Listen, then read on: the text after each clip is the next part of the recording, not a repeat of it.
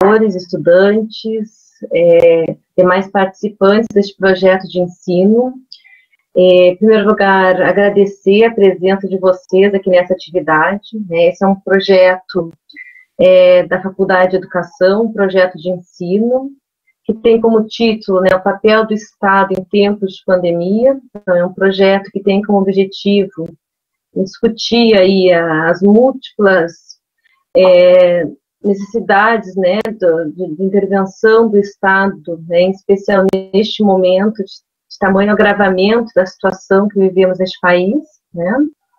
É um projeto que é proposto por um grupo de professores que trabalham mais diretamente com política educacional. Então, são professores que propõem este projeto, então, estão mais aqui embaixo, né, neste slide aqui, eu vou apresentar rapidamente. Então, professores Álvaro Hipólito, professora Ana Clara, professora Eugênia, professora Mara, professor Márcio, professora Maria Cecília, professora Maria Heloísa, professora Maria de Fátima, professora Simone e eu, Valdelaine. Então, queremos dar as boas-vindas, né, a todos e todas que estão participando dessa atividade, que teve uma adesão muito positiva. Inicialmente, né, dar algumas informações mais técnicas, pedir, né, aos presentes que assinem uma lista, né, a lista está disponível nas notas compartilhadas. Há uma pequena observação ali de como deve ser preenchida, né, essa lista de presença, com nome, CPF, mais algumas informações. Isso é importante para a gente poder fazer o acompanhamento e o registro da participação de todos e todas. Nós vamos continuar passando informações para vocês por e-mail. É importante dizer que essa é uma experiência nova para a gente, né, é um momento muito especial, de uma necessidade de trabalhar com outras formas de interlocução. Então, pode ser que a gente precise fazer alguns ajustes ao longo das próximas semanas, né, então, mas nós sempre faremos esse contato com vocês, caso a gente queira fazer algum ajuste na forma de transmissão das atividades ou alguma alteração que a gente precise realizar. Então, a nossa comunicação com vocês, por enquanto, tem sido feita por e-mail, né, e vamos, né, ao longo dos próximos dias, disponibilizar outras formas de contato. Nesta sala aqui, nós temos, então, a possibilidade de receber 75 participantes, até 75, né? Então, nós tivemos mais de 150 inscritos, 150 inscritos nesta atividade. Então, nós precisamos abrir uma segunda sala, tá? Então, nós solicitamos a compreensão e a paciência de todos para que a gente consiga, né, fazer bem esse atendimento. Pode ser que a gente tenha algum probleminha, e caso alguém tenha dificuldade para assistir alguma parte da exposição de hoje, a gente depois vai disponibilizar a gravação dessa atividade também, tá? Então, eu vou apresentar muito rapidamente aqui a organização deste projeto de ensino, que inicia hoje, no dia 24 de junho, e nós vamos, então, até o dia 23 de setembro. Estão previstos 14 encontros, sempre às quartas-feiras, às 18h30, com previsão de término para as 20 horas, né, pode ser que ultrapasse um pouquinho esse tempo. E aí temos como temas, então, de trabalho, né, a partir de hoje. Então, no módulo 1, papel do Estado em tempo de pandemia, o direito à educação e ao trabalho remoto. No módulo 2, né, intitulado Conservadorismo e Neoliberalismo na Educação, temos, né, as atividades previstas com os temas Agenda Neoliberal em Educação, Relação Público-Privada em Educação, Necropolítica e o Governo Bolsonaro.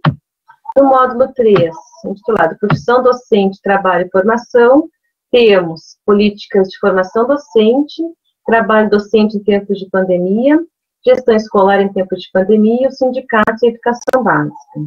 No módulo 4, as políticas curriculares e afirmativas, trabalharemos com os seguintes temas: Política Nacional de Educação Ambiental, reflexo na formação de professores, professoras, justiça curricular em tempos de pandemia, base nacional comum curricular e políticas afirmativas e enfrentamento à desigualdade. E, por fim, no dia 23 de setembro, então, teremos uma atividade de encerramento. Então, feitos esses esclarecimentos, nós iniciamos hoje, então, este projeto de ensino, e temos o prazer de contar com a presença, né, do professor e amigo Valdemar Guistardi, que prontamente aceitou, né, o convite deste coletivo aqui que organizou esse projeto, né, que foi pensado durante algumas semanas aqui na faculdade, né, de educação. Então, temos o maior prazer em te receber aqui, Valdemar, né, para dialogar conosco. Então, Valdemar, que vou falar um pouquinho do teu currículo aqui, né, Valdemar, que é licenciado em Filosofia pela Universidade Regional do Noroeste do Rio Grande do Sul, mestrado e doutorado na Universidade de Paris, foi professor aposentado da Universidade Federal de São Carlos, da Universidade Metodista de Piracicaba, tem várias publicações de livros e artigos, né, tem uma atuação muito intensa lá no GT de Educação Superior da Amped, mas eu destacaria como, né, no currículo do Valdemar, o enorme comprometimento que ele sempre teve com a educação pública neste país, né, então acho que vale a pena destacar esse compromisso que o Valdemar sempre teve na sua história, né, como professor na educação brasileira. Recentemente, publicou um livro, juntamente com os professores Jaime Giolo e Roberto Ler, intitulado Futurice, Ataque à Autonomia das Instituições Federais de Educação Superior, né, e sua sujeição ao mercado. Este livro nós disponibilizamos, né, via e-mail para todos os inscritos aqui no evento, e sugerimos a leitura, né, do capítulo 3 como uma forma também de subsidiar a discussão que o Valdemar vai apresentar para a gente hoje. Então, por e-mail nós encaminhamos para todos os inscritos. O que é importante dizer, que algumas pessoas reclamaram para a gente, que muitas vezes os e-mails eles caem na caixa de spam, tá? Então é importante que você dê uma olhada também lá na caixa, porque pode ser que a gente tenha enviado alguma coisa, às vezes não entra, né, na caixa que não é o spam, na caixa de entrada. Então, eu passo, né, imediatamente a palavra ao Valdemar, mais uma vez agradecendo a presença aqui, a disponibilidade para estar participando conosco, né, e vamos te ouvir agora, então. Bom, boa noite, então, a todos, a Valdelaine, especialmente, que me convidou, e a vários docentes aí, o Álvaro, por exemplo, é um velho companheiro de muitos anos, e para mim é uma grande satisfação poder contribuir com esta programação que se inicia hoje e que se conclui lá no dia 23 de setembro. A temática de hoje me foi proposta é o papel do Estado em tempo de pandemia. E eu resolvi colocar como um subtítulo, um título da minha apresentação de hoje, o Futurice no âmbito de um Estado ultraliberal. Nós trabalharemos o Futurice como uma exemplificação, como algo que representa a intervenção do Estado ultraliberal na educação em geral, e no caso especial da educação superior através deste projeto. Como a Valdelaine já adiantou, nós acabamos de publicar, no dia 20 de maio, fizemos uma live de lançamento deste livro, intitulado Futurice, Ataque à Autonomia das Instituições Federais de Educação Superior e a sua sujeição ao mercado. Foi publicado pela Diagrama Editorial de São Carlos, no formato e-book, e está disponível, como a Valdelaine já anunciou, na editora, em PDF, para ser baixado gratuitamente.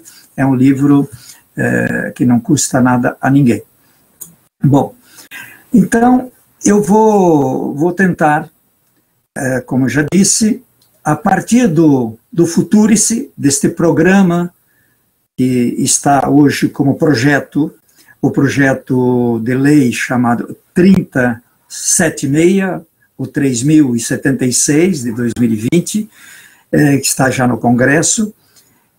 Vou tentar, a partir de uma análise, de uma tentativa de interpretação deste programa, ilustrar um pouco como é que funciona o Estado ultraliberal, que hoje é comandado, no caso do Brasil, como todos sabem, pelo Paulo Guedes, que é um economista com mestrado e doutorado na Universidade de Chicago, sob patrocínio, enfim, do grande neoliberal Milton Friedman, que lá atuou por mais de 50 anos, e que foi também, o Paulo Guedes, foi membro da equipe de economia do ditador Pinochet, no Chile, nos anos 70, depois que ele voltou de Chicago.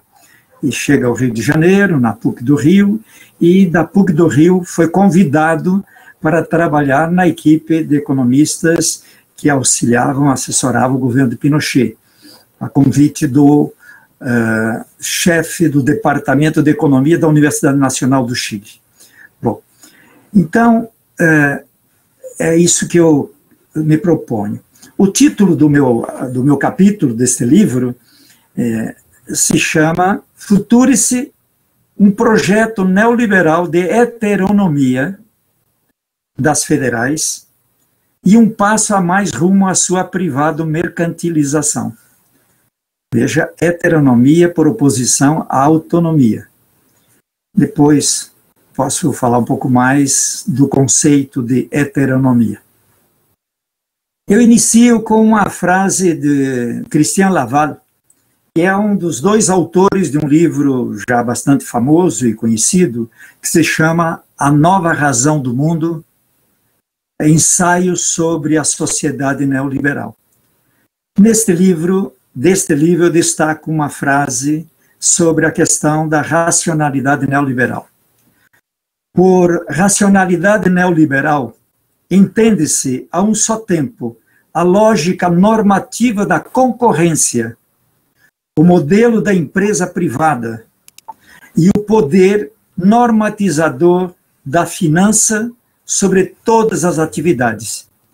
Veja que nesta frase nós temos aí a concorrência como espinha dorsal ou a nova razão do mundo neoliberal, claro, o modelo da empresa privada como modelo para tudo, para a Universidade Federal também, de acordo com o Futurice, e o poder normatizador da finança, quer dizer, é o capitalismo financeiro que estabelece as normas mais profundas, mais impositivas para todas as atividades, não só econômicas, mas também atividades culturais, atividades educacionais, tudo aos poucos vai se regrando pelo poder do sistema financeiro, assim como pela lógica da concorrência e pela lógica empresarial privada.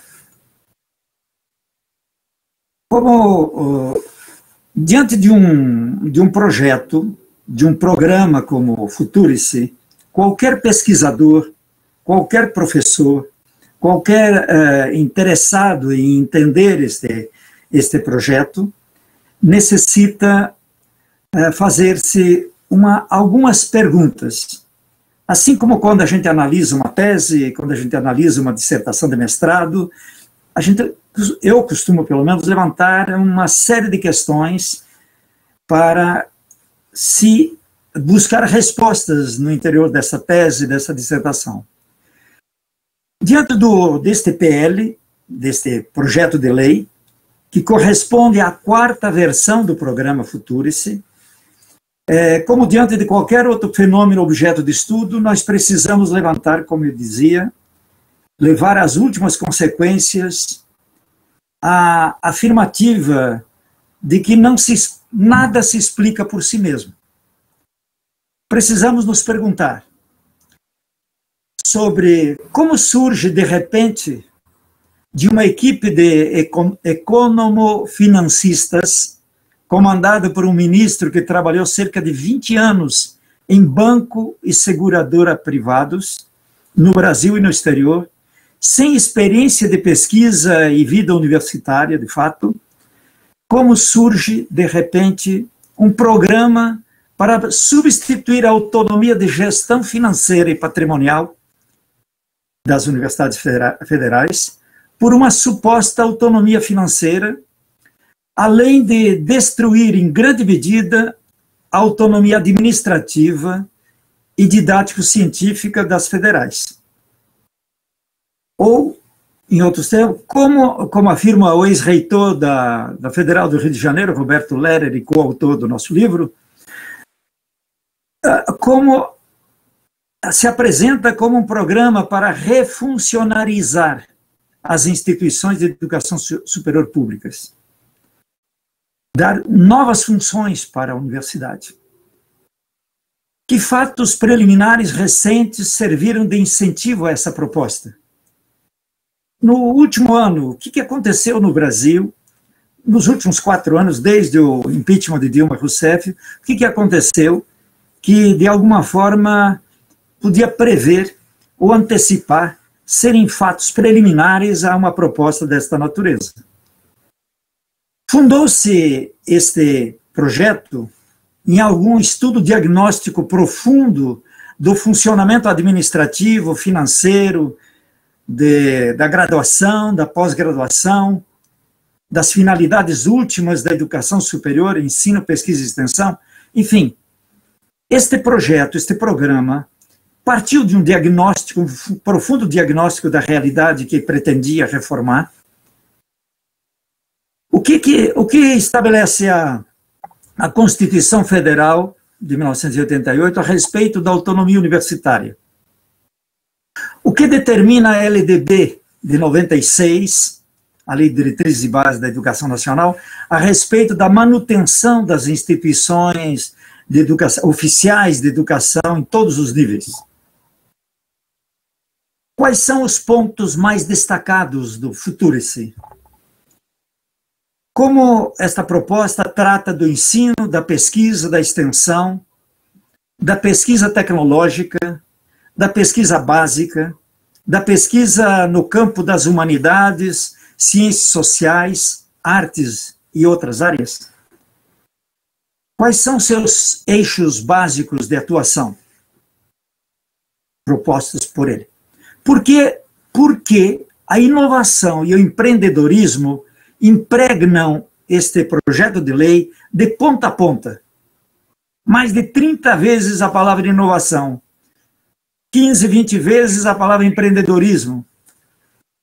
Qual é a imagem que, sem que o projeto fale explicitamente, passa do funcionamento das IFES e sua exposição de motivos? Quer dizer, a exposição de motivos e o PL, através de tudo que eles escrevem, que imagem eles passam das universidades federais hoje, dos institutos federais? Quais são as principais decorrências da eventual aprovação pelo Congresso deste projeto de lei? Mas, em que modelos exteriores, chileno, americano, argentino, francês, alemão, e em que medida já existem na legislação nacional alguns elementos que possam fundamentar e inspirar os autores dessa proposta? Mais uma pergunta. E essa para mim é a mais ampla e que tem a ver com a questão do Estado ultraliberal. Quais os fatores vinculados ao contexto da política econômica de cunho profundamente ultraliberal, já falamos do ministro Paulo Guedes, serviram de pano de fundo para uma proposta desta natureza?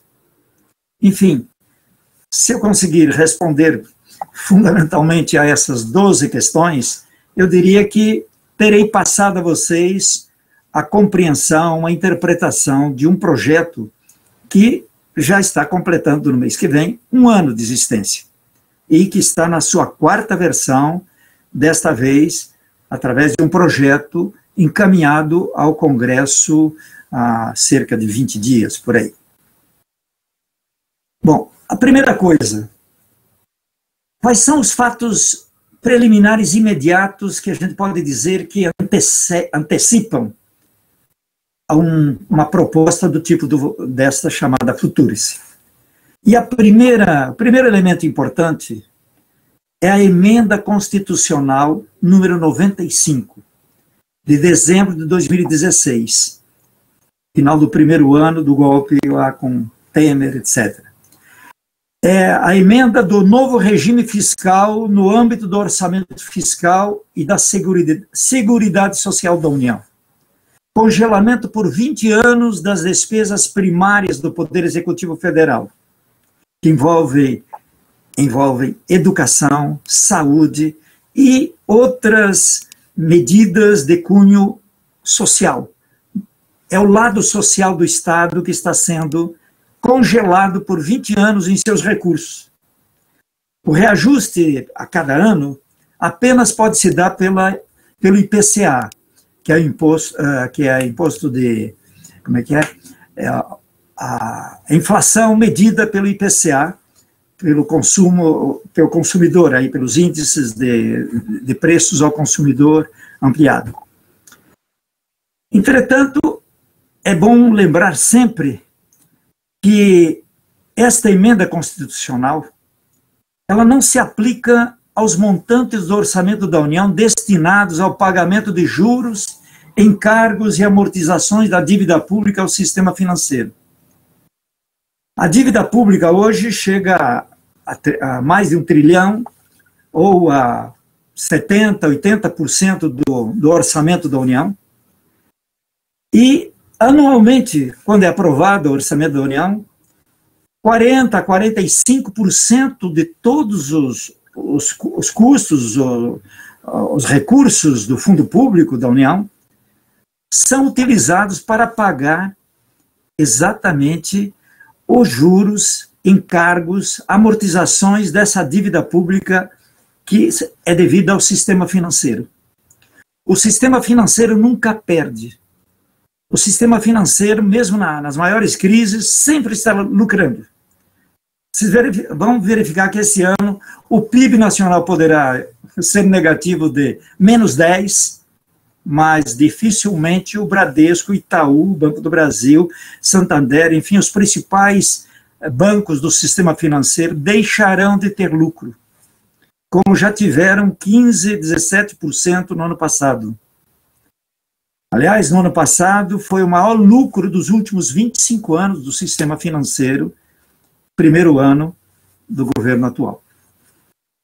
Bom, nós poderíamos aqui falar também dos 3 ministros da educação que tivemos até agora com algum tempo de casa, que foi o ministro Mendonça, do Temer, o ministro Vélez Rodrigues, padre colombiano, que durou 2, 3 meses, e o ministro que acaba de fugir para os Estados Unidos depois de sua demissão, ou antes de sua demissão, o senhor Abraham Weintraub. Nenhum deles com experiência em educação. E este último com 20 anos de experiência no setor financeiro, setor bancário, no setor de seguros. Tem mestrado apenas na área de finanças. Nenhum artigo importante que se conheça, além de 3 em revistas da área da administração financeira de segunda categoria. Nós deveríamos falar também como algo que, de alguma forma, precede o Futurice, ou é concomitante ao Futurice, que são os cortes orçamentários. E aqui os cortes orçamentários, seja diretamente dos recursos das universidades, dos recursos de capital, para prédios, etc., que praticamente se reduziu a zero nos últimos 4, 5 anos, os recursos de custeio. Houve ameaça de corte de 30% no ano passado, de tal forma que todas as universidades tiveram que fazer o máximo de economia, e ao final do ano, quando foi liberado, já não tinha nem tempo para gastar. Bom, no caso da pesquisa, que tem tudo a ver com o Futurice, nós temos aí os cortes orçamentários do Ministério de Ciência, Tecnologia e Inovação. Comunicação, agora existe um um outro ministério, um novo ministério, comandado pelo genro do Silvio Santos, etc. Bom, no caso do Ministério de Ciência e Tecnologia, em 2020, este ano, ele conta com apenas 25%, um quarto, do orçamento de 2016. Isto implica nos recursos para o CNPq, que financia 20 mil projetos, um terço dos cerca de 60 mil projetos que são financiados por agências financiadoras no Brasil. E também, eu diria que um terço, cerca de 20 mil, no mínimo 20 mil artigos, capítulos de livros são publicados com a ajuda do CNPq. Tudo isto, todos os grandes projetos, convênios internacionais estão sofrendo com esses cortes. Existe uma portaria, depois, ao final, eu quero falar da portaria do Ministério de Ciência e Tecnologia, que vai deixar de lado ciência básica, humanidades, ciências sociais, no financiamento dos projetos. A CAPES, que hoje envolve 4.400 programas de pós-graduação, 400 mil mestrandos e doutorandos, e que está contando neste ano com 40% do orçamento do ano passado, mas que está contando este ano com o mesmo orçamento de 2005, quando o número de programas era menos de 2.000, hoje tem 4.400. O número de alunos era 160 mil aproximadamente, hoje são 400 mil, e a grana é exatamente a mesma. No artigo, no capítulo 3 do livro, se vocês puderem, apresento aí dois gráficos que mostram como é que evoluiu e está evoluindo a verba, os recursos tanto para o CNPq quanto para a CAPES. Bom, nós tínhamos um programa importante de intercâmbio internacional que se chamava Ciências Sem Fronteiras. Este programa acabou, decretou-se seu fim. Apenas na pós-graduação ainda existiria alguma coisa, mas na graduação, os 100 mil alunos de graduação que poderiam intercambiar nos Estados Unidos, na França, na Alemanha, no Japão, enfim, acabou. Existe um outro elemento importante que antecede ou que é concomitante ao Futurice, que são as medidas provisórias que tratam da nomeação de reitores e demais dirigentes das instituições federais de educação superior. Uma caducou recentemente, no início deste mês, foi substituída por uma segunda, a 979, que foi, depois de muita pressão junto ao Congresso, foi devolvida à Casa Civil, ao governo executivo federal, e lá, por outra medida provisória, foi anulada.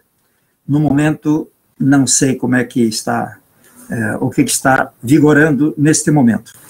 Bom, por último, como algo que é importante sempre saber, são os vínculos profissionais do ministro Weintraub, da equipe que formulou o Futurice, com o sistema financeiro, já falei de alguma forma, e com o atual ministro da Economia, Paulo Guedes, banqueiro e discípulo de Milton Friedman, da Chicago University, e assim por diante. Isso é importante saber que não foram educadores que fizeram essa proposta, foram financistas, pessoas que entendem de banco, de seguradoras, mas não de universidade. O primeiro artigo do nosso livro, do Jaime Giolo, nas suas 80, 90 páginas, nesse artigo, Jaime Giolo mostra a saciedade com todas as letras, como a equipe ministerial, principalmente da primeira minuta, da primeira versão, da segunda, não entendiam absolutamente nada de universidade. Bom, eu passo agora às normas. O que a Constituição fundamentalmente diz da autonomia universitária? O artigo 207 é claríssimo. e diz: as universidades gozam de autonomia didático-científica, administrativa e de gestão financeira e patrimonial, e obedecerão ao princípio da indissociabilidade entre ensino, pesquisa e extensão. Veja, as universidades têm autonomia de gestão financeira, supondo-se que as finanças, a manutenção da universidade é garantida plenamente pelo fundo público, pelo Tesouro Nacional. E isso está dito claramente também no artigo 55 da LDB, em que se diz: caberá à União assegurar, anualmente em seu orçamento geral, recursos suficientes para a manutenção e desenvolvimento das instituições de educação superior por ela mantidas. Ou seja, não há exceção.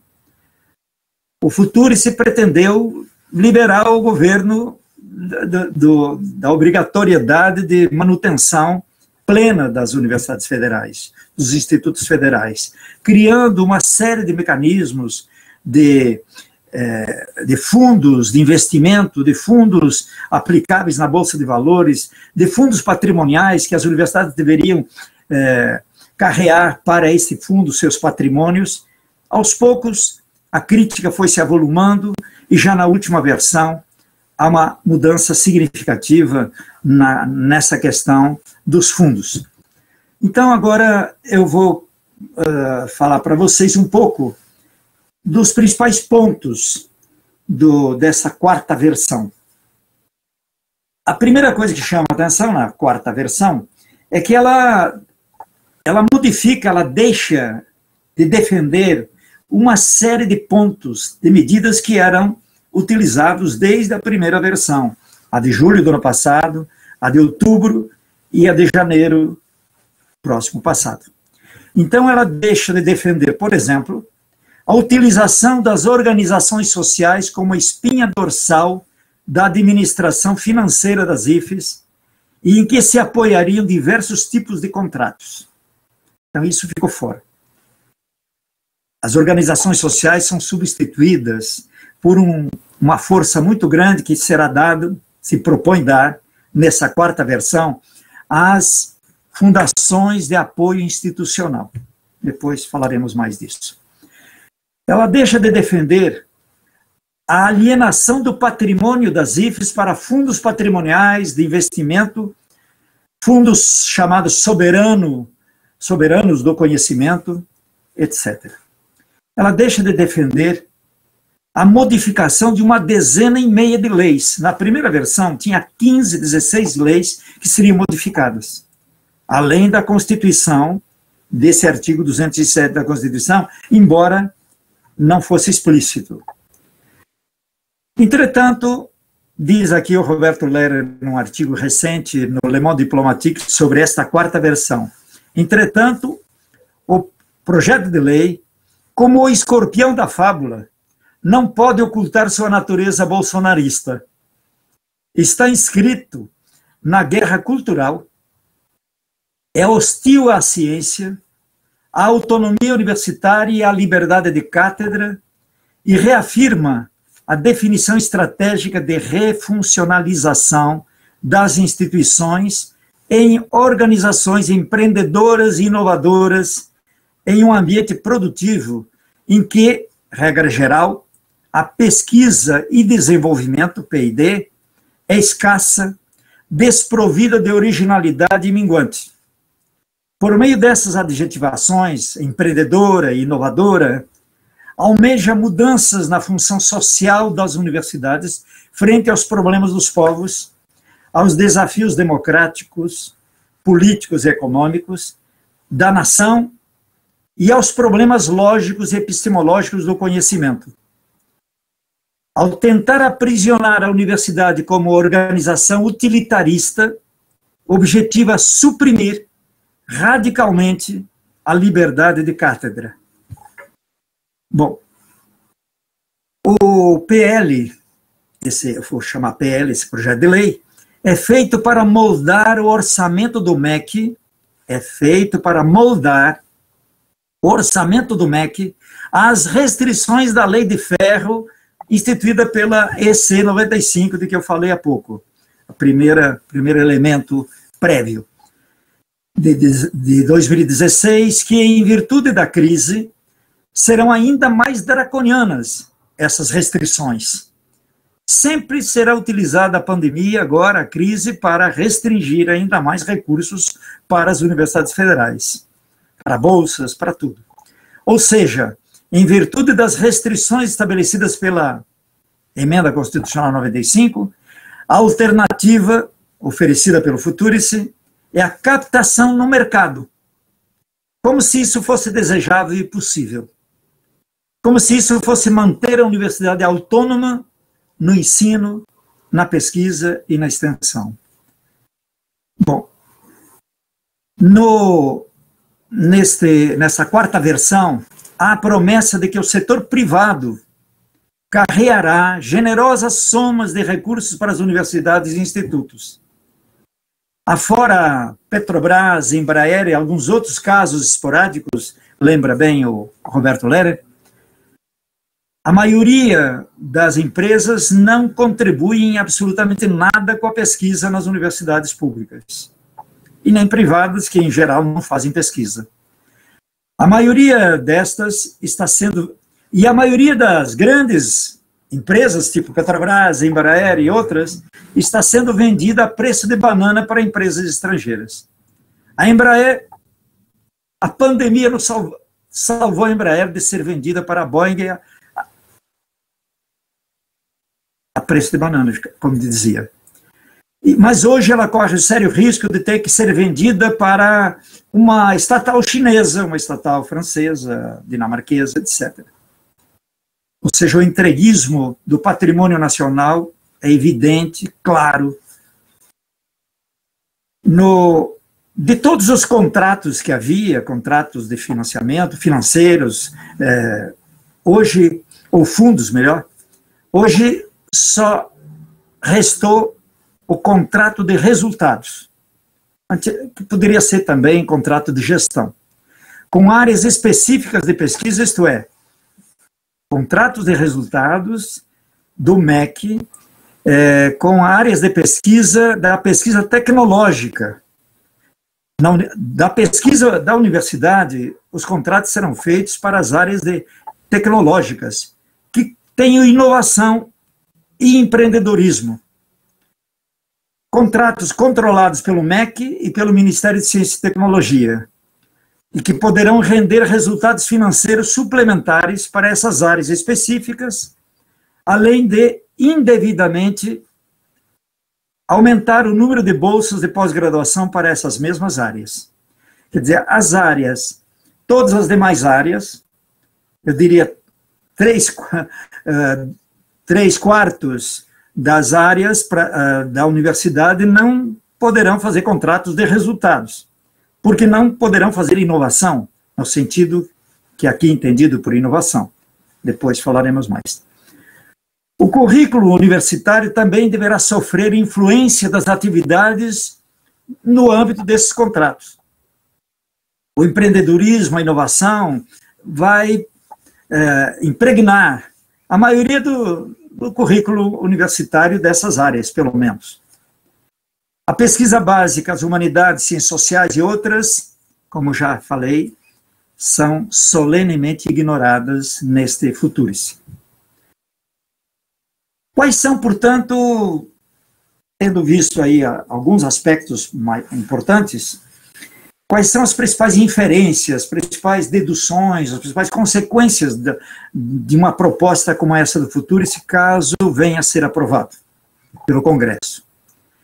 Primeiro, substituição da atual autonomia de gestão financeira das IFES, substituição da atual autonomia de gestão financeira, reconhecida pela Constituição Federal, por uma suposta autonomia financeira.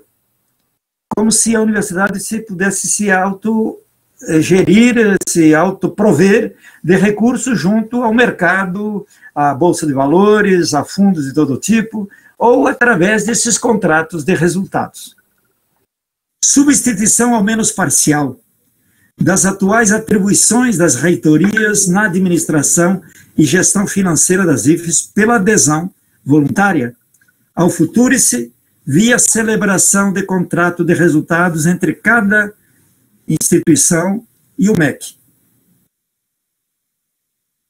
Outro elemento, o reiterado incentivo à pesquisa tecnológica que produz inovação, que no espírito do Futurice, revelado pelas inúmeras referências a negócios e interesses empresariais, poderia ser definida como invenção rentável, seguramente a curto prazo para o mercado. Isso é inovação. Então, uma pesquisa inovadora é aquela que consegue fazer uma invenção, adiantar uma invenção rentável, seguramente a curto prazo para o mercado. Bom, esta definição e o uso que se pode considerar abusivo dos termos empreendedor, empreendedora e empreendedorismo deixam evidente a concepção empresarial que a atual equipe que comanda o MEC, que comandou o Futurice, em acordo com as concepções neoliberais do ministro Paulo Guedes, a concepção que elas têm das instituições de educação superior. Elas seriam muito mais do que instituições sociais autônomas, seriam organizações empresariais no campo da educação e cuja espinha dorsal e traço característico básico seria a concorrência e a competitividade. Para um ultraliberal, como Paulo Guedes, é impossível pensar uma instituição social autônoma, dependendo exclusivamente do dinheiro público, do fundo público, e que tem autonomia. Enfim, que não precise batalhar a concorrência, implementar a competitividade em todos os setores para poder cumprir sua função de ensino, pesquisa, extensão, etc. Tanto em relação ao eixo 1, pesquisa, desenvolvimento tecnológico e inovação, como ao eixo 2, empreendedorismo. Veja o nome dos eixos. Empreendedorismo é um eixo do Futurice. O outro é pesquisa, desenvolvimento tecnológico e inovação. O terceiro é internacionalização, que não tem nada de novo, as universidades em geral fazem o que eles estão propondo. Enfim, a depender do peso do Futurice no conjunto das atividades de pesquisa das IFES, pode-se afirmar que as atividades de ensino, pesquisa, nas áreas que eu já falei ali, ciências sociais, humanidades, artes, pesquisa básica, assim como a própria e a extensão universitária, correm sérios riscos de subfinanciamento, desprestígio e desestímulo. A própria carreira nessas áreas vai ser complicada. Na primeira versão, a primeira minuta, até o concurso público era desprezado. Falava-se muito em contratação pela CLT e assim por diante. Bom, uma pergunta que eu fazia lá no início. Em que modelos se apoiaria o Futurice? Em que modelos de outras reformas universitárias se apoiaria? A primeira lembrança que me ocorre é que, porque também andei estudando e escrevendo, publicando lá pelos anos 90, sobre a reforma chilena, a ideia a proposta da reforma de Pinochet, nos anos 74, 75, daí até 94, por 20 anos, predominou no Chile a reforma da ditadura chilena, e que acabava por restringir o financiamento das universidades nacionais chilenas a 1/3 para o Estado se ocuparia apenas de 1/3 e não da totalidade, como é o nosso caso. 1/3 seriam os alunos que pagariam as mensalidades, e 1/3 esses recursos adviriam da venda de serviços, venda de projetos, venda de consultorias, assessorias, parcerias público-privadas.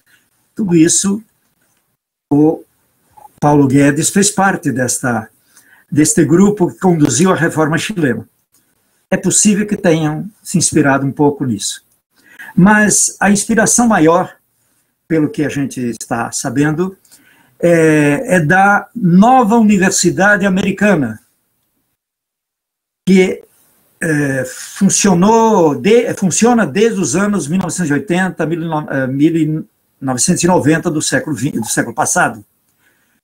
E que aqui no Brasil, embora com alguns anos atrás, os neoliberais brasileiros irão se inspirar, não somente para bloquear a expansão da educação superior pública, estatal, pública, federal, como durante os anos FHC, 95 a 2002, mas também para implementar a privada mercantilização da educação superior. Primeiro com os decretos lá de 97, 2207 e 2306. E 10 anos depois, em 2007, durante o segundo mandato de Lula, com a abertura de capital e entrada na Bolsa de Valores das primeiras grandes empresas educacionais, a Croton, a Anhanguera, Estácio, SEB, etc. Então, a Nova Universidade Americana inspira, em grande medida, uma série de mudanças que vão ocorrendo por aqui. E nós, no Brasil, em termos de avanço da mercantilização, avançamos mais do que a própria Universidade Americana.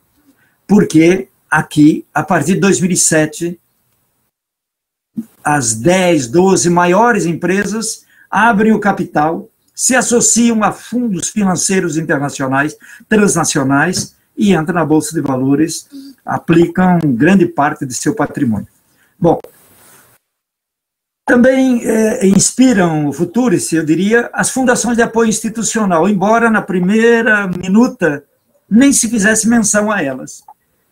Aí o ministro Weintraub e a sua equipe estava fixado, encantado com as organizações sociais, ditas públicas, não estatais, mas que são privadas. Assim como as fundações de apoio institucional, desde 94, garantidas por lei desde 94, são fundações, entidades de direito privado no interior dos campos universitários das IFES.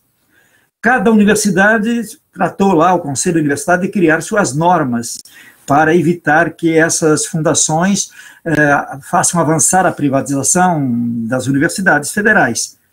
Cada uma tem lá suas normas que evitam eventualmente isso, e que redistribui os recursos recebidos, seja de financiamento, seja de patentes, etc. Um outro elemento que também antecede o Futurice, desde 2004, são as parcerias público-privadas. De acordo com essa lei, a parceria público-privada é o contrato administrativo de concessão na modalidade patrocinada ou administrativa de serviços ou obras públicas quando envolverem cobrança de tarifas dos usuários e contraprestação financeira do governo à empresa contratada. Normalmente, essas parcerias público-privadas, isso desde o século XIX, na época das estradas de ferro, patrocinadas por grupos ingleses, as parcerias público-privadas sempre foi uma forma de os grupos privados lançarem mão dos recursos públicos, por muitos artifícios, em relação aos quais não vou falar aqui.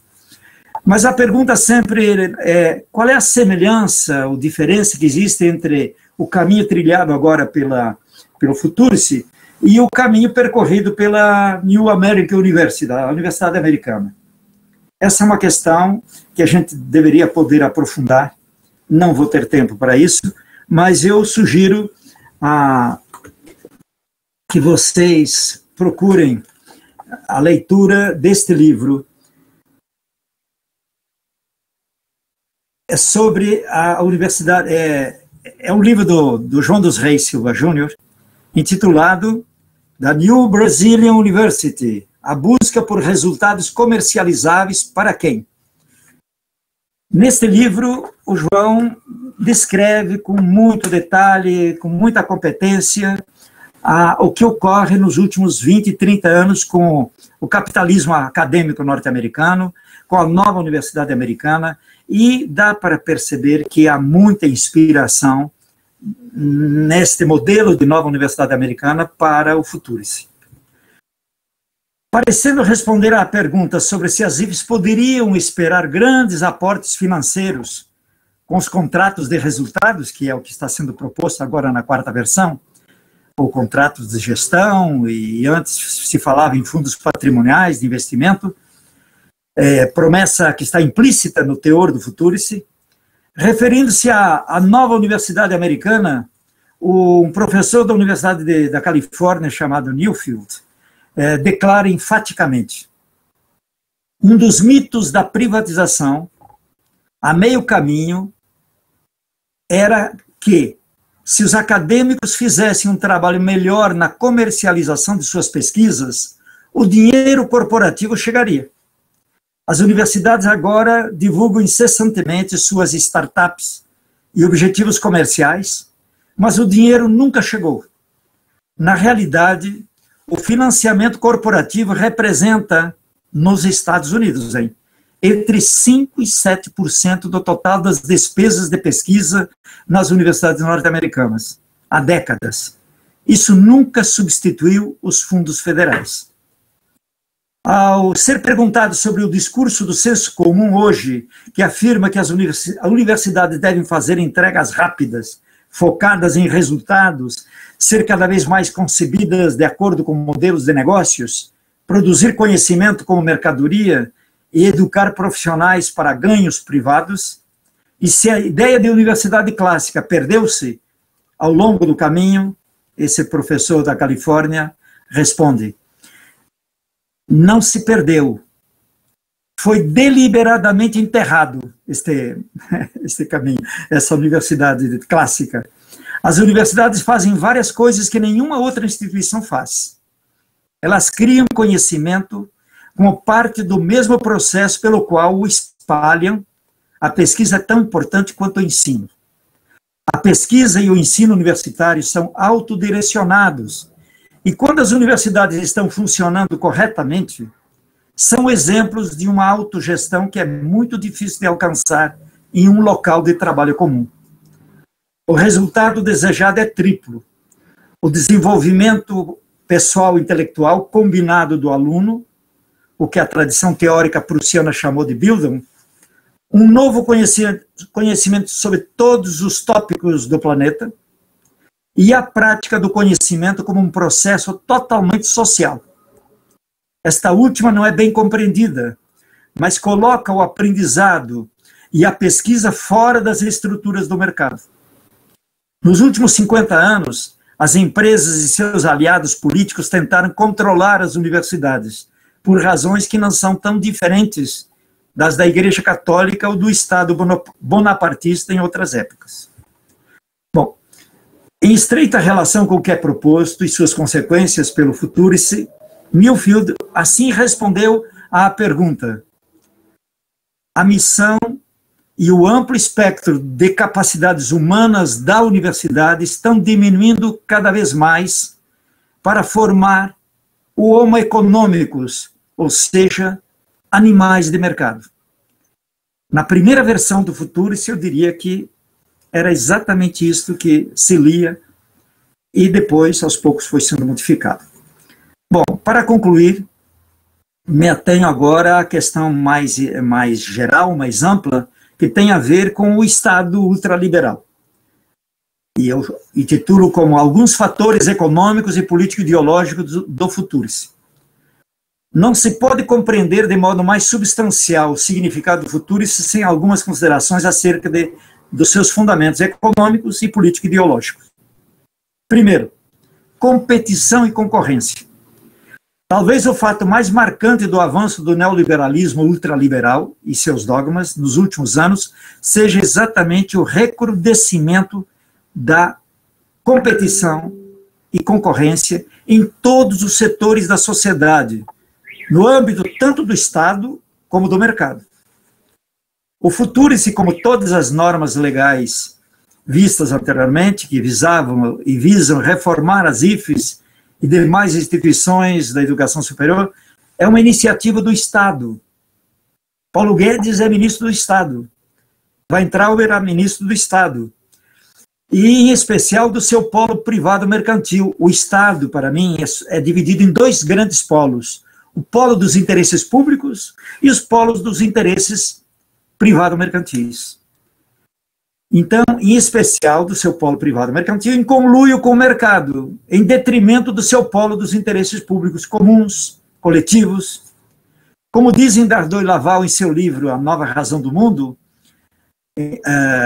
o Estado, na sociedade neoliberal, não seria apenas o guardião regulador do quadro geral das normas de concorrência do mercado e garantido pela concorrência. Ele próprio, em sua ação, é submetido à norma da concorrência. O Estado é submetido às normas da concorrência. Não existe nenhuma razão para que o Estado seja exceção às regras do direito que ele próprio é encarregado de fazer aplicar. Em outros termos, Christian Laval e Dardot dizem: o Estado é obrigado a ver a si mesmo como uma empresa, tanto em seu funcionamento interno como em sua relação com os outros Estados. Assim, o Estado, ao qual compete construir o mercado, tem ao mesmo tempo de construir-se de acordo com as normas do mercado. Por outro lado, a norma da concorrência tende a tornar-se universal, ultrapassando as fronteiras do Estado, atingindo diretamente até mesmo os indivíduos em suas relações consigo mesmos. No caso da reforma trabalhista, vocês lembram bem, aprovada recentemente no Brasil, investiu-se contra toda forma de concepção e representação coletiva do trabalho. Instituiu-se o que vulgarmente se denominou de pejotização. Pejotização, pessoa jurídica, PJ, pessoa física, PF, PJ. Isto é, todo trabalhador deverá entender-se daqui para frente como uma pessoa jurídica, que estabelece contratos de trabalho com outra pessoa jurídica, o empresário contratante. Os sindicatos já serão dispensáveis como garantia dos direitos do trabalho. Daí, fim de imposto sindical, aquelas coisas todas. Na concepção do neoliberalismo ultraliberal, representada no caso brasileiro pelo, como já falei, do ministro da Economia e seus aliados em ministérios vários, como Educação, Relações Exteriores, nenhuma instituição, organização ou empresa estatal ou privada, em qualquer campo da atividade humana, seja ela industrial, financeira, comercial, de serviços, de saúde, educação, cultura, lazer, etc., poderá deixar de dar absoluta prioridade à competição e à concorrência. E então cada trabalhador, cada docente, cada pesquisador é tido como um empreendedor, uma pessoa jurídica. Um outro elemento importante desse contexto que produz um programa tipo Futurice é o saber como mercadoria e as instituições de pesquisa como empresas produtoras de valor. Esse é um outro fator marcante nas últimas décadas, desde pelo menos a emergência do neoliberalismo, pós-estado do bem-estar social, e acentuadamente nos anos recentes. É o do saber como matéria-prima, commodity, mercadoria-valor, e as instituições de educação superior e de pesquisa, como empresas econômicas, produtoras de valor, em que deve vigorar com prioridade a concorrência e a competitividade sempre. Em todo esse processo, como também já assinalado por Laval, o Estado tem lugar e papel proeminentes. Ele afirma: esta racionalidade domina o Estado, preside sua metamorfose, é carregada por ele e projetada para a sociedade que o Estado busca reformar. E acrescenta que este papel do Estado é determinante. Não como ingenuamente se acreditava, como freio, o Estado vai frear a mercantilização. A gente ficava torcendo que o governo Lula, Dilma, enfim, que evitassem a mercantilização. Então, como eles dizem, não como ingenuamente se acreditava como freio, mas ao contrário, como o Estado como acelerador desta mutação. É ele o principal agente da guinada do campo do conhecimento rumo ao mercado. É o Estado, nesta sua concepção ultra-neoliberal, que está produzindo o futuro e se tentando fazer com que toda a universidade, a produção de pesquisa, se volte para o mercado. A partir disso, pense-se no que se propõe o futuro em seus dois primeiros eixos: pesquisa, desenvolvimento tecnológico e inovação, e empreendedorismo. E nos contratos de resultados e de gestão, à luz do que o autor conclui das premissas acima enunciadas. Se o conhecimento é modelado pela lógica do valor, diz Laval, convém que, de fato, ele seja produzido nas condições e segundo as formas que convém à produção dos valores de troca, isto é, nas empresas submetidas à concorrência e regidas segundo normas de performance, que são as das empresas do setor mercantil. Em outros termos, as instituições tomam necessária e, logicamente, a forma de empresa. É isso que está se tentando com programas do tipo Futuris. Finalmente, um terceiro elemento de contexto, que é o anti-intelectualismo, o anti-cientificismo e o anti-marxismo cultural.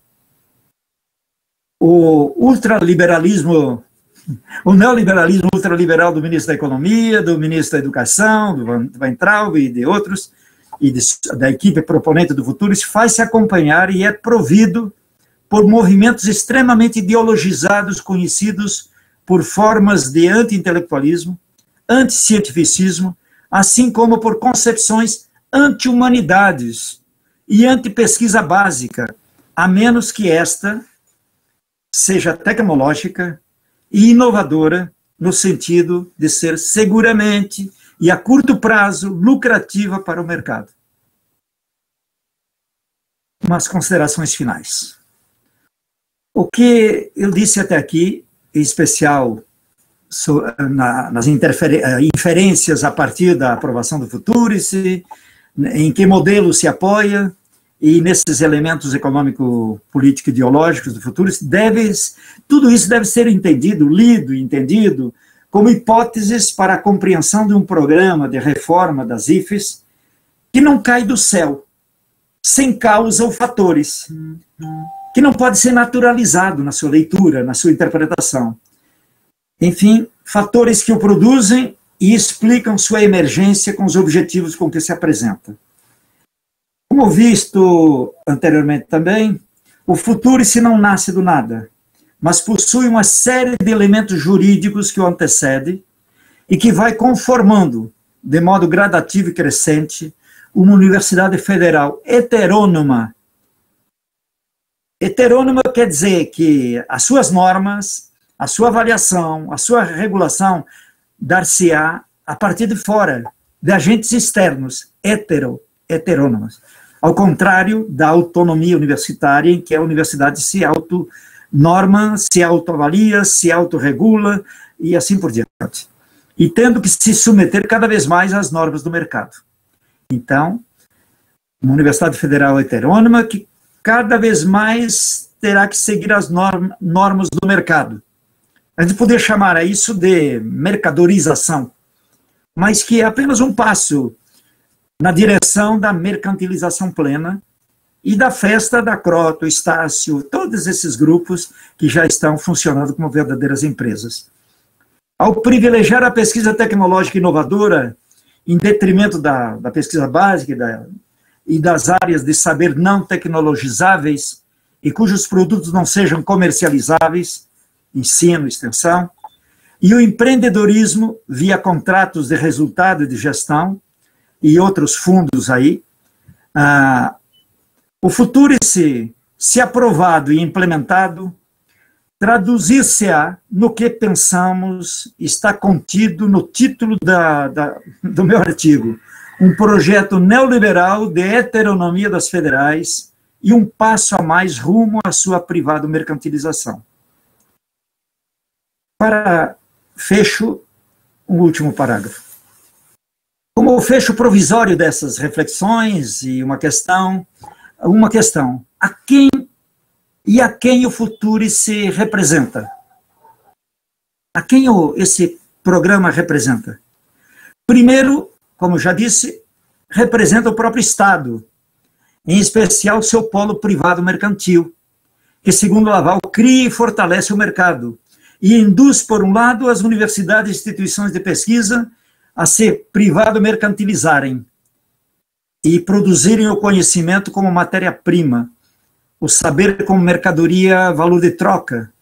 Por outro, os professores pesquisadores, como trabalhadores produtores dessas mercadorias ou desses valores, a intensificarem seu trabalho a cada dia mais alienado.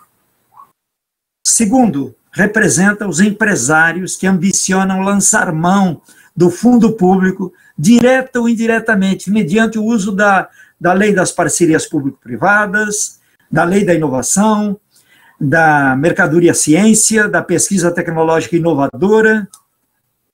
E terceiro, representa grande número de professores pesquisadores das áreas de conhecimento que se prestam de modo mais imediato à produção de pesquisa tecnológica inovadora privilegiada pelo Futurice. Finalmente, enfatiza-se, representa a concepção canhestra, viesada e anticientificista de universidade ou de educação superior, do ministro da Educação e da sua equipe, ancorada no neoliberalismo exacerbado do ministro da Economia, que não concebe qualquer instituição social autônoma, mantida pelo fundo público, ou que não se reja pela concorrência e competitividade mercantis. É isto, depois eu posso falar um pouco mais sobre algumas ideias para definir o que é o ultra-neoliberalismo do nosso Estado atual. Muito obrigado pela atenção.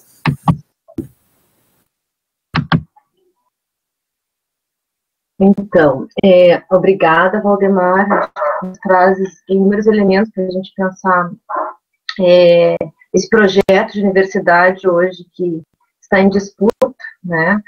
E não começa agora, né? Ele já se vem se constituindo há alguns anos, mas certamente se acirra, né, neste momento. Eu lembrei, inclusive, da Lei de Inovação Tecnológica, lá de 2005, né? Que é uma lei que já cria as condições para essa lógica do mercado dentro das universidades, né, e cria inúmeras facilidades para o estabelecimento dessas parcerias com o setor privado, né. A gente tem um tempo agora, então, né, nós previmos até às 20 horas para fazer um trabalho hoje, então nós temos um tempo para perguntas.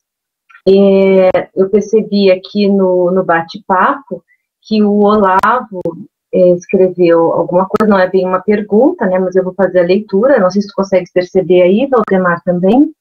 E aí, se outras pessoas quiserem também fazer perguntas, por favor, se manifestem aqui no bate-papo público.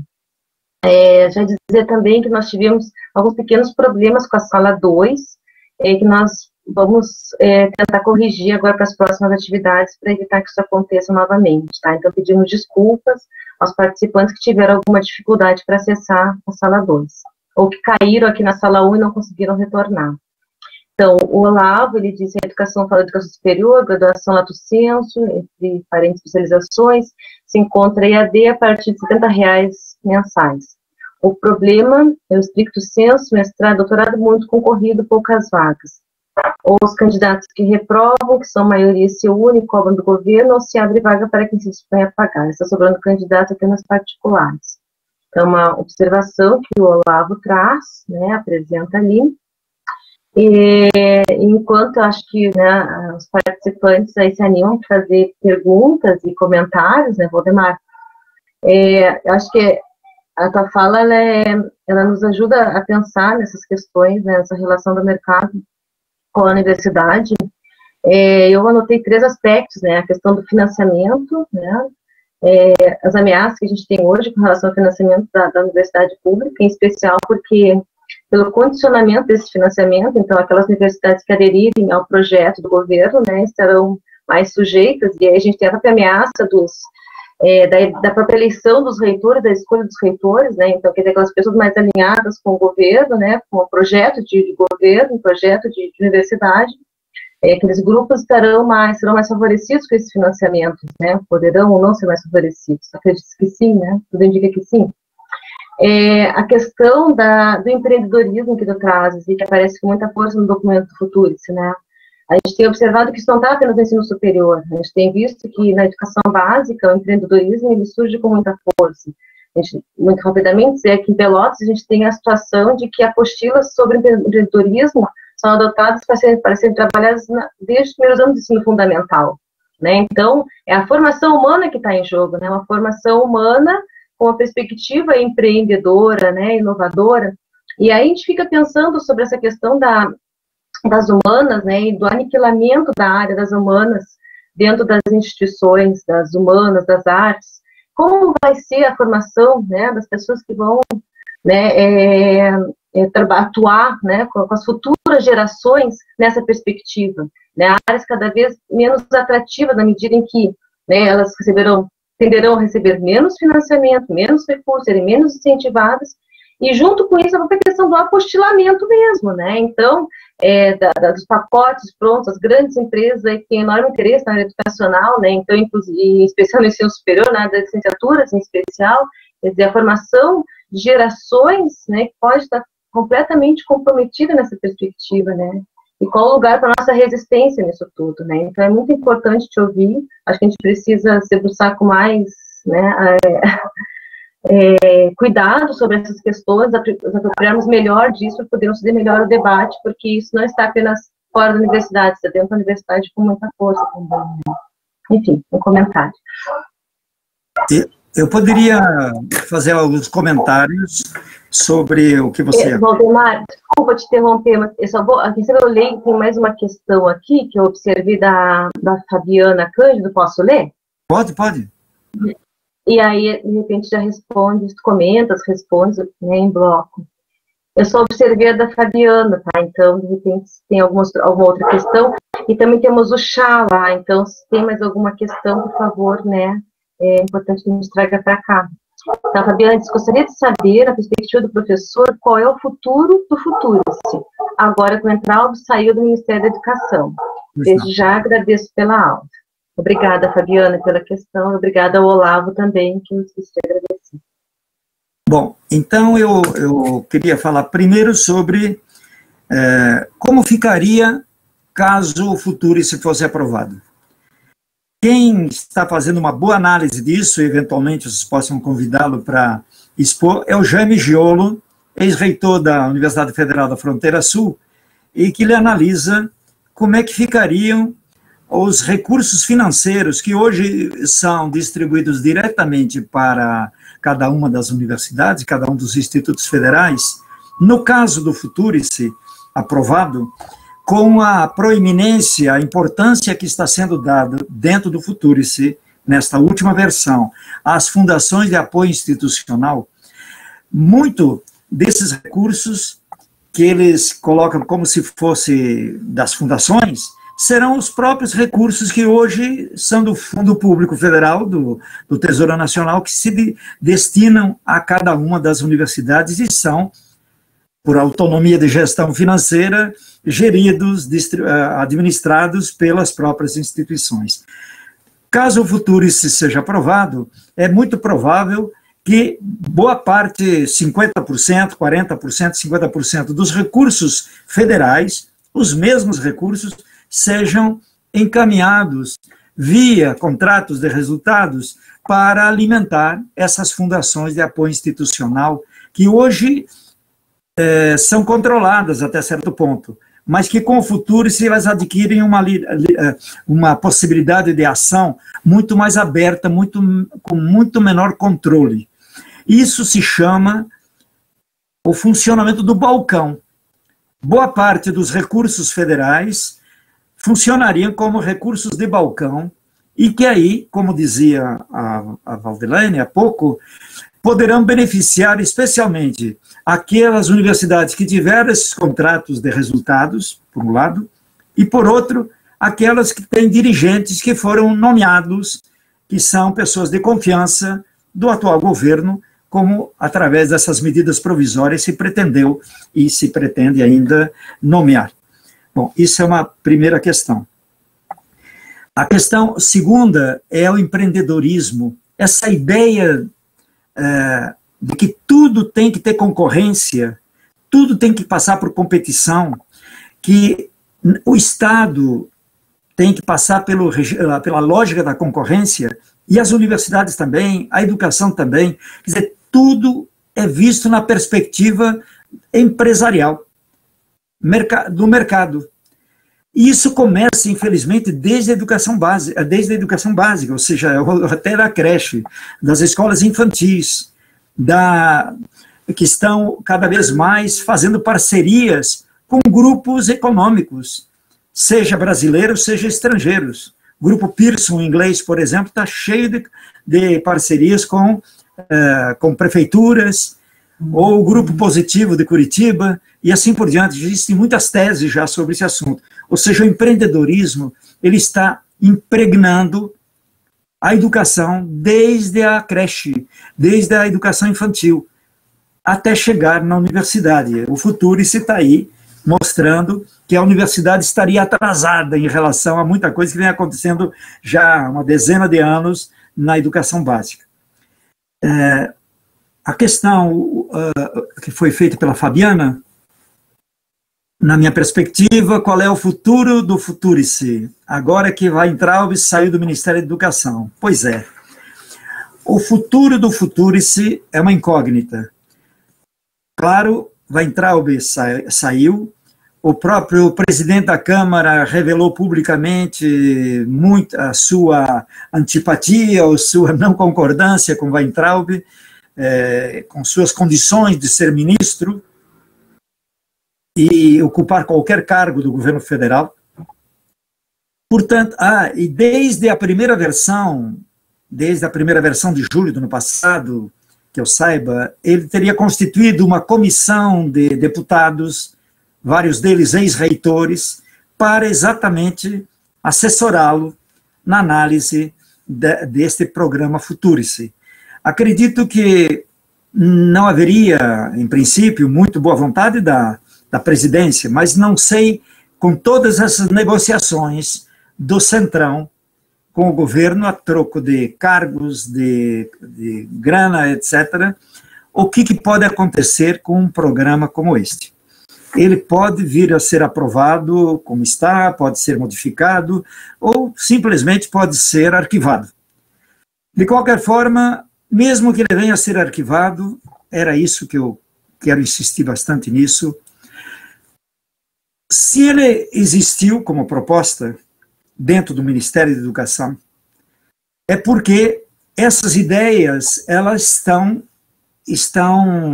importantes, são consideradas fundamentais, essenciais para o futuro do Ministério, para o futuro das universidades, para o futuro dos institutos federais e da pesquisa. O desprezo, o anticientificismo que foi sempre declarado pelo Weintraub e sua equipe, devem continuar. Os candidatos que estão aparecendo aí como possíveis candidatos à substituição do Weintraub estão demonstrando que o anticientificismo, o anti-humanismo, o considerar as universidades como um espaço de balbúrdia, de drogas, de mil coisas, deve continuar enquanto esse governo existir, enquanto o governo Bolsonaro continuar. E mais, já existem ações que estão ocorrendo, mesmo o Futurice sendo debatido, seguindo não. E um deles é exatamente uma portaria de número 1122, de 19 de março de 2020, 19 de março, do Ministério de Ciência, Tecnologia, Inovação e Comunicações, que define as prioridades no âmbito desse ministério, no que se refere a projetos de pesquisa, de desenvolvimento de tecnologias e inovações para o período 2020-2023. A portaria toda mostra que apenas as áreas de pesquisa das universidades, dos institutos de pesquisa, das instituições de pesquisa, que estiverem voltadas para avanço da produção em áreas tecnológicas, apenas essas serão financiadas. Ou apenas os projetos dessas áreas é que serão financiados. Ficando de fora, portanto, da mesma forma que ficam de fora no Futurice, ficam de fora nesta portaria do Ministério de Ciência, do Ministério de Ciência, Tecnologia e Inovação, a pesquisa básica, as humanidades, as ciências sociais, as artes, a música, enfim, tudo isso. Depois de muita crítica, de muita reclamação, o Ministério soltou uma segunda portaria, 1329, de 27 de março. A primeira era de 19, no dia 27 de março, 8 dias depois, sai uma nova portaria, para acrescentar à primeira apenas um parágrafo único, e diz o seguinte: são também considerados prioritários, diante de sua característica essencial e transversal, os projetos de pesquisa básica, humanidades e ciências sociais que contribuam para o desenvolvimento das áreas definidas nos incisos 1 a 5 do caput. O que diz dizem os incisos 1 a 5 do caput, que é o artigo 2? O artigo 2 diz assim: estabelecer como prioritários os projetos de pesquisa desenvolvidos e inovações voltadas para as áreas de tecnologias estratégicas, 2, habilitadoras, 3, de produção, 4, para o desenvolvimento sustentável e 5, para a qualidade de vida. Ou seja, a pesquisa básica, as humanidades, ciências sociais e outras somente serão financiadas se puderem contribuir em áreas tecnológicas voltadas para questões estratégicas, habilitadoras, de produção, desenvolvimento sustentável e para a qualidade de vida. O que dá a impressão, à primeira vista, que foi um parágrafo único, para inglês ver, para enganar a todo mundo, criar uma certa expectativa. Eu não me imagino como as comissões do CNPq irão poder encontrar nas pesquisas de humanidades, de ciências sociais, de antropologia, etc., contribuições para desenvolvimento tecnológico da produção, etc., etc. Aliás, não são apenas as pesquisas das áreas tecnológicas também poderão sofrer restrições. Basta que essas pesquisas não sejam inovadoras. O que é uma pesquisa inovadora? É aquela que, por exemplo, na área do agronegócio, na área dos defensivos agrícolas, agrotóxicos, enfim, aquelas que levem a maior produção, que levem a maior rentabilidade, etc. Toda pesquisa da área biológica, dessas áreas, que vise combater os malefícios, as péssimas consequências dos 500, 600 agrotóxicos já aprovados no último ano, ou então qualquer coisa que vise combater a extinção dos rios, das florestas, dificilmente serão consideradas pesquisas inovadoras, porque elas não serão rentáveis para o negócio, para o mercado, e dificilmente serão financiáveis. Apenas algumas ideias que o Futurice, mesmo que não seja aprovado, ele de alguma forma já está sendo posto em prática. É isso. Então, Valdemar, temos mais algumas perguntas. Eu acho que nós fazemos a leitura e aí já solicitamos que faça as considerações finais, porque já está próximo do horário, né, que nós combinamos. Então, a Andréa Colares escreveu: a impressão que tenho é que estamos caminhando para o lado oposto daquele proposto quando da criação dos IFES, seja pelo avanço do Estado mínimo e privatista, materializado pelo Futurice, como também pelo academicismo, distanciamento da realidade dos territórios e frágil gestão democrática. Sou docente do IFSU, estamos muito preocupados se este projeto for aprovado. A Luciana escreveu: o Futurice, para além... O Futurice, para além de um plano empresarial empreendedor, seria também um plano-programa que se alinha ideologicamente com a educação e ciência. Veja a contradição, antiluminismo, antiluminismo. Um futurice neoconservador, obscurantista, com o objetivo de modificar comportamentos, inclusive neopentecostal. A Eugênia pontuou aqui uma pergunta que o Diego fez sobre o neoliberalismo e as ações afirmativas.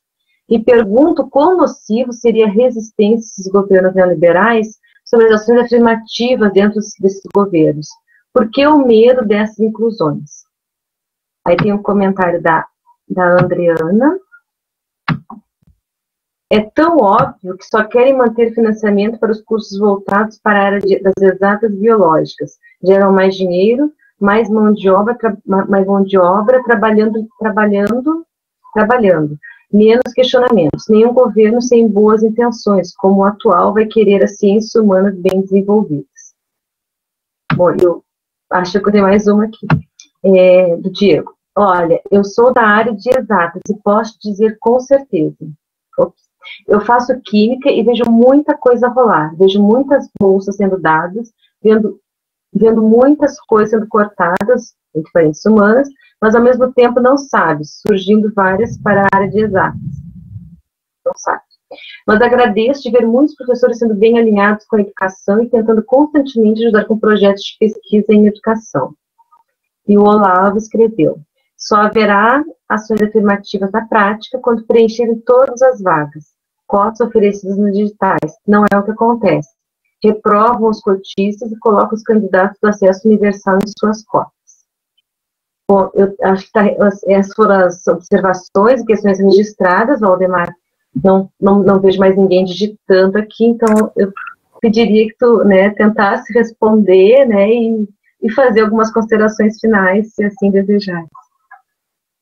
Bom, eu acho que não são bem perguntas que me obrigassem a ter que explicitar posições, etc. Eu tendo a também ter essas mesmas preocupações que estão levantando. A questão maior é que o Futurice, ele retrata exatamente a visão que se tem do Estado, das políticas públicas. Para um ultraliberal como Paulo Guedes, o Estado não pode ajudar ninguém, cada um que se defenda. Quantas vezes eu vejo o Bolsonaro falando, quase a dizer, olha, morreu, todo mundo vai morrer, cada um se vire, está desempregado, bom, o que eu posso fazer? E daí? A mesma coisa está acontecendo com a universidade, a ideia de uma universidade que forme intelectuais, que formem pessoas que interpretem a realidade, que não naturalizem o mundo, que busquem as causas, os fatores que produzem cada evento, cada fato, cada realidade. Ver uma universidade assim parece que é coisa do passado. E a universidade do futuro, que eles acham que mereceria o nome de universidade, porque não vai merecer o nome de universidade. Se uma instituição de educação superior não puder ter autonomia no seu sentido pleno, não puder ter liberdade de expressão de forma plena, não puder desenvolver as pesquisas que interessam à humanidade como humanidade, não aos negócios, ao mercado, às grandes empresas transnacionais, nacionais, etc., não conseguir ver isso na universidade é não entender o que é a universidade mais. E chamar alguma coisa de universidade como as chamadas universidades corporativas, a universidade da GM, a universidade da Volkswagen, isso não é universidade. Isso são organizações sociais, são empresas, mas não serão jamais universidade. Eu me pergunto, às vezes, se os membros dos conselhos universitários das nossas universidades federais, dos nossos institutos federais, se os membros desses conselhos, ao concordarem com o Futurice, se eles estão se dando conta que eles estão concordando com o desaparecimento, com a desaparição de uma instituição universitária que mereça o nome, de uma instituição social com autonomia, que é a universidade. E estão transformando-as em organizações sociais ou fundações de apoio, enfim, mas a história da organização social, embora tenha sido retirada do projeto, ela ainda está nas entrelinhas claramente. A ideia de que a universidade tem que se autogerir, se autoprover, a ideia de que ela tem que ter concorrência, competição, isso está claro, e que ela tem que ser de utilidade imediata. A universidade como uma instituição que produza ensino, pesquisa e extensão com utilidade imediata, até a extensão, que para nós, nos últimos 100 anos, sempre seguiu a ideia da reforma dos estudantes de Córdoba, de a universidade presente fora dela, para gente que não pode frequentar a universidade, enfim, a extensão universitária no seu sentido original. Cada vez mais, e já existem organizações internacionais, eu fui convidado para abrir uma dessas conferências, em que se tenta fazer da extensão a terceira missão da universidade, a chamada missão econômica, como se a universidade se transformasse em uma espécie de pilar da economia. Não, ela não vai só ensinar, ela não vai fazer pesquisa, mas ela vai ser também o pilar da economia. Essa ideia, que é apenas uma ideia que está sendo debatida pelo mundo, ela aos poucos vai assumindo o papel central na concepção da universidade para esse tipo para essas pessoas, para quem propôs o Futurice e para outros que virão nesse governo, nesse ministério, seja na educação, seja em ciência e tecnologia. Enfim, é isso. Eu queria responder assim, mais ou menos de forma genérica, um pouco as questões todas. O que eu estava pensando, e hoje li um excelente artigo do Luiz Gonzaga Beluso, economista da Unicamp. Ele fazia uma série de observações sobre o neoliberalismo. E vou ler apenas umas frases que eu retirei desse artigo dele. Diz assim: os mercados financeiros praticam saques legalizados há muito tempo, com altos níveis de desigualdade. Em outro momento, muito ao contrário, o primeiro passo para mudar o sistema é entendê-lo. Temos que entender o neoliberalismo, temos que entender o ultraliberalismo paulo-guedesiano. Se não podemos compreender, ficamos presos a falsidades convencionais e falsas escolhas, incapazes de imaginar novas possibilidades. Compreender o sistema como ele é, vai nos capacitar a mudá-lo para melhor. Ou seja, se nós não entendermos o Futurice, como é que vamos poder combatê-lo? E se nós não entendermos o que está por trás do Futurice, como é que nós vamos conseguir lutar para fortalecer a universidade estatal pública? Os ganhos propiciados pela valorização da riqueza financeira sustentam o poder dos ricos e, simultaneamente, aprisionam as vítimas da crescente desigualdade nos circuitos do crédito. Em vez de reivindicarem a proteção social como um direito legítimo, os cidadãos hoje sentem-se culpados, vexados e deprimidos por sua dependência dos programas governamentais. E o governo faz as pessoas se sentirem com vergonha. O neoliberalismo pressupõe um Estado forte, operando exclusivamente em benefício dos ricos e poderosos, sem qualquer pretensão de neutralidade e universalidade. Em vez de reivindicarem a proteção social como um direito legítimo, os cidadãos sentem-se culpados, já vimos, vexados, deprimidos. Os governantes, acuados pelos favores e poderes da alta finança, tratam de cortar os direitos sociais e econômicos de seus cidadãos enquanto proclamam a eficiência dos mercados.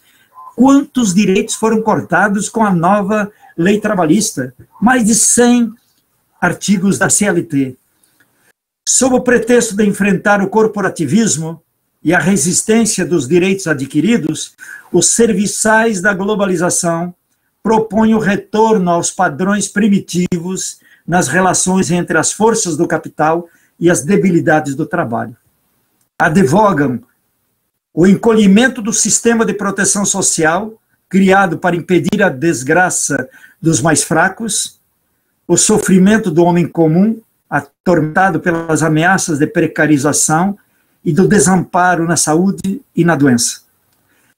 Essas são algumas frases contidas no artigo chamado No Sistema Atual, Poder e Riqueza são Inseparáveis, na Carta Capital de hoje, do Luiz Gonzaga Beluso, economista da Unicamp. Eu queria agora agradecer a atenção e dizer do prazer de ter podido falar para vocês sobre o Futurice e torcer para que todos estejam atentos às medidas que com certeza continuarão a acontecer, independentemente de se o Futurice for aprovado ou rejeitado no Congresso Nacional. É isso aí. Bem, então, Valdemar, em nome do coletivo que organizou, né, esse projeto, que está organizando, né, eu hoje fiquei com a tarefa aqui de coordenar atividade, cada semana, né, será um de nós. Te agradeço muito, acho que tu trazes muitos elementos, acho que conforme fala, né, o economista Luiz Beluso, acho que primeiro precisamos entender para poder reagir, né, acho que essa é a grande questão, e parece que esse é também um dos grandes propósitos desse projeto de ensino aí aberto, né, a comunidade interna e externa da universidade, para que nós, coletivamente, consigamos, de fato, entender, aprofundar conhecimento sobre um conjunto de temas, aqueles que a gente apresentou no comecinho da atividade de hoje, que nos vamos fornecer pistas aí, né, e nos ajudar a organizar resistência contra isso tudo, né, organizar outros coletivos para resistir a tudo. Te agradecer muito pela disponibilidade, né, pela gentileza, pelo carinho, reiterar, né, a importância né, de fazer a leitura do livro também, né, que tu disponibilizaste para a gente aí, que também está disponível no site da editora, né, que eu vou repetir o nome do livro aqui para quem no começo não assistiu. Então, o livro Futurice, Ataque à Autonomia das Instituições Federais de Educação Superior e Sua Sujeição ao Mercado, né, de autoria do Valdemar, do Roberto Lery, do Jaime Giolo. Esse livro está disponível gratuitamente, né, Valdemar, é só fazer o download e fazer, né, a leitura. Acho que ajuda a aprofundar o conhecimento sobre essas questões. Aqui está um temporal, Valdemar, felizmente nossa energia não acabou, a nossa internet, né, sustentou. Então, não sabemos por quanto tempo. Então, te agradecer demais, tá, em nome do coletivo. E até a próxima. Então, agradecer a todos, né, que participaram da atividade na sala 1 e na sala 2.